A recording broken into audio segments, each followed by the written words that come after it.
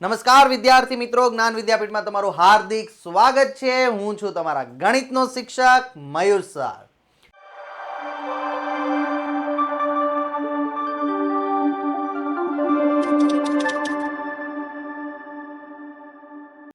અને આપણે જોઈ રહ્યા છીએ ધોરણ 8 માં ચેપ્ટર નંબર 8 બેઝિક પદાવલીઓ અને નિત્ય સામ.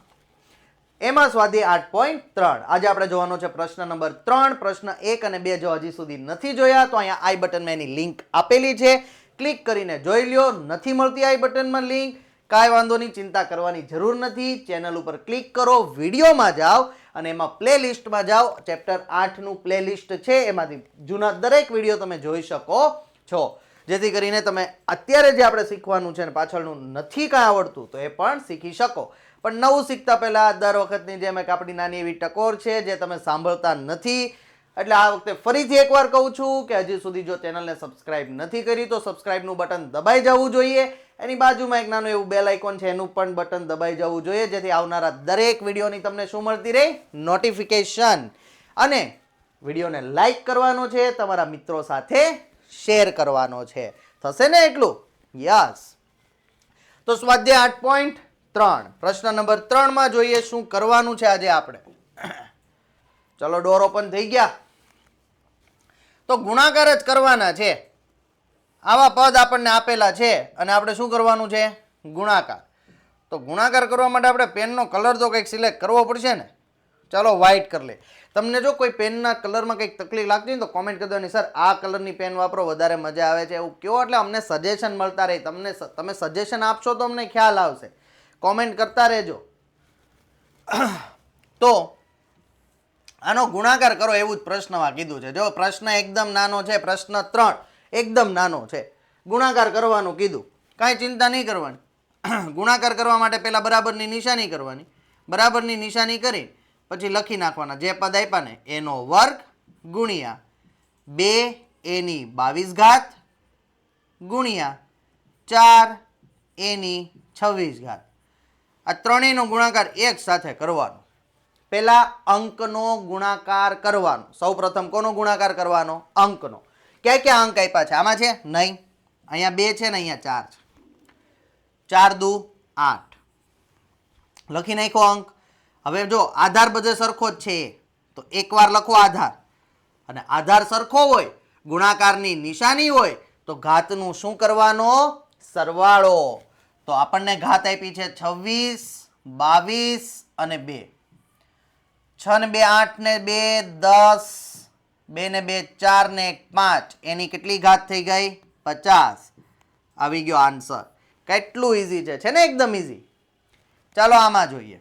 પ્રશ્ન 3 ના બીજા દાખલામાં જોઈએ શું આપ્યું છે આપણને.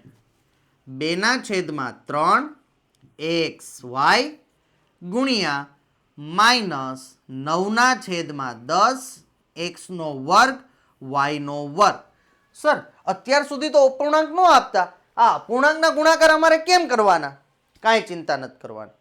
અહીંયા ધ્યાન આપો, શીખવાડી દઉં એકદમ સરળ રીતે અને સાદી ભાષામાં. આવી ભાષા તમને યુટ્યુબમાં ક્યાંય નહીં જોવા મળે. એકદમ સરળ રીતે સમજૂતી આપું. જુઓ શું કરવાનું. બરાબરની નીચે બરાબર. આ જે અપૂર્ણાંક છે ને એ બેન 12 લઈ લ્યો. અહીં પહેલા 2/3 ગુણ્યા -9/10. કેમ ગુણ્યા? કારણ કે વચ્ચે નિશાની ગુણાકારની છે. પાછો ગુણાકારની નિશાની કરો. હવે કોણ? xy ગુણ્યા x² y². સમજાણું? પેલા અપૂર્ણાંક 12 લઈ લીધા. હવે છે ને આમ ચોકડીમાં જોવાનું, ક્રોસમાં. ચોકડીમાં એટલે તમારા ઘરની ચોકડીમાં ન જોતા, અહીંયા ચોકડી એટલે ક્રોસમાં જોવાનું કે શું કરવાનું છે આપણે. 3 ના ઘડિયામાં 9 આવે, 3 તેરી 9 ઉડાડી દો. 2 ના ઘડિયામાં 10 આવે, 2 પંચા 10 ઉડાડી દો. વધ્યું શું? 3 નહીં. અહીંયા તમે ખોટા છો. 3 લખીને આવશો, આખા દાખલાની મહેનત પાણીમાં. કેમ સર? આ માઇનસ કોણ ગણશે? Plus minus minus. -3 વૈધા. સમજાણું? યસ. છેદમાં 5 ગુણ્યા આનું શું કરવાનું? x ની 1 ઘાત, x ની 2 ઘાત, x ની 3 ઘાત, y ની 1 ઘાત, y ની 2 ઘાત, y ની 3 ઘાત. એટલે જવાબ આપણો ટોટલ થયો -3/5 x ની 3 ઘાત y ની 3 ઘાત. આવી ગયો આન્સર. આન્સરને કરી દેવાનું બોક્સ. કેટલું ઇઝી હતું છે ને, ટેન્શન લેવાનું જ નહીં, આવી રીતે કરવાનું, પણ નિશાની ભૂલવાની નહીં, ઉતાવળ નહીં કરવાની.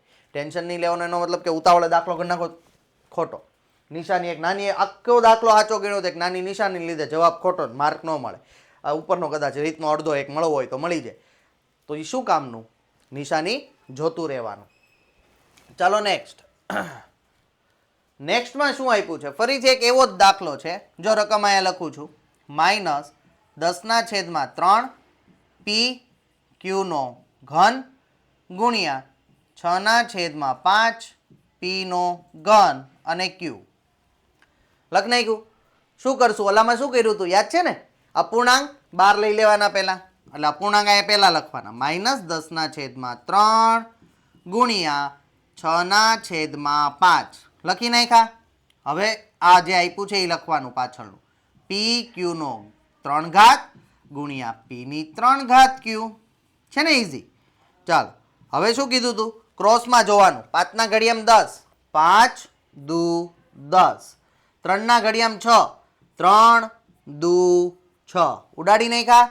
2 દુ 4, માઇનસ પ્લસ માઇનસ, પીની 1 ઘાત પીની 3 ઘાત પીની 4 ઘાત, ક્યુની 3 ઘાત ક્યુની 1 ઘાત ક્યુની 4 ઘાત.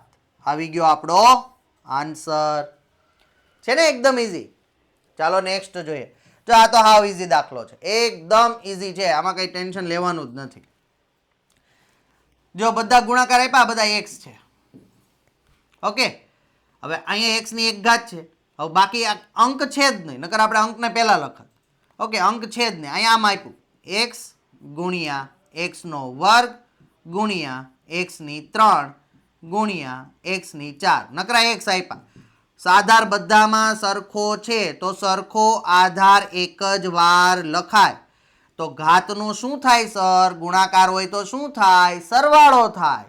તો 1 ને 2 3, 3 ને 3 6, 6 ને 4 10, એક્સની 10 ઘાત. આવી ગયો જવાબ. 2 સ્ટેપમાં આવી ગયો. છે ને ઇઝી? નેક્સ્ટ. ઓકે, તો આજના લેક્ચરમાં આપણે ખાલી પ્રશ્ન નંબર 3 જોયો છે. પ્રશ્ન નંબર 4 આવતા લેક્ચરમાં જોશું. પ્રશ્ન નંબર 4 થોડોક ડિફિકલ્ટ છે, કારણ કે એમાં સાદું રૂપે આપવાનું છે ને, એની પાછી વેલ્યુ મૂકવાની છે, મૂકીને પાછું એનું ગણવાનું, કે એની કિંમત એ ગણવાની, કે કિંમત શોધો. એટલે આપણે આ વિડીયોમાં એને નથી સમાવ્યું. આવતા લેક્ચરની અંદર પ્રશ્ન 4 લેશું. પ્રશ્ન 4 માટે તમારે શું કરવાનું છે? બેલ આઇકોન દબાવી દેવાનું, જેથી કરીને જેવો હું પ્રશ્ન 4 નો વિડીયો અપલોડ કરું ને તમને નોટિફિકેશન મળી જાય. આમાં આ વિડીયોમાં કાંઈ પણ ન સમજાણું હોય, બીજા ચેપ્ટરનું કંઈ ગણિતનું ન સમજાતું હોય, 6 થી 8નું, કે તમારા મોટા ભાઈ બહેનને કાંઈ ન સમજાતું હોય, કોઈ પણ ધોરણમાં, તો નીચે વોટ્સઅપની લિંક આપેલી છે, એના ઉપર ક્લિક કરીને અમને મેસેજ કરી દેજો. તમારું સોલ્યુશન તમારા ડોર સ્ટેપ પર છે, એટલે કે તમારા હાથમાં જ છે. એટલે કાંઈ ટેન્શન લેવાનું નથી. જતાં જતાં એક નાની ટકોર, ચેનલને સબસ્ક્રાઈબ કરો, વિડીયોને લાઈક કરો અને તમારા મિત્રો સાથે શેર કરો. Thank you. આજનો અહીંયા સુધી. આભાર.